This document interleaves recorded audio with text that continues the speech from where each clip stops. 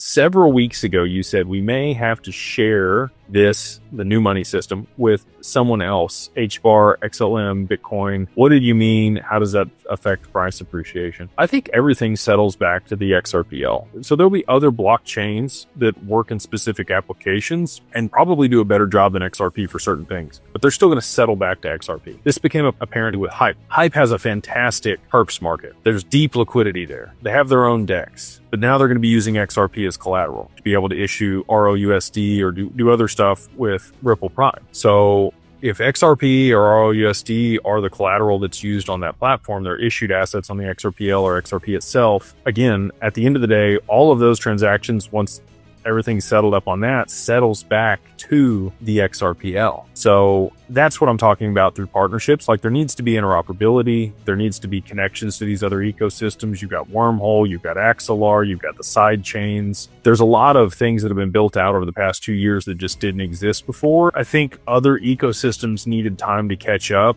JP Morgan in particular, they had built out Onyx and they had JPM coin and they were trying to vie for that position. Nobody wanted to use that because it's a centralized stable coin that somebody else issues and they're the counterparty. And I think they finally came to that realization after Ripple wouldn't sell them the escrow, and then they were disgruntled about it and tried to compete against them and figured out they couldn't. And so then they had to bridge that back to the XRPL. And we got Axelar and we got the EVM sidechain. And that's Onyx's bridge back to the XRPL to settle back to the ledger. So, when I'm talking about other people participating in the ecosystem, it is, all of these other blockchains that need interoperability with XRP.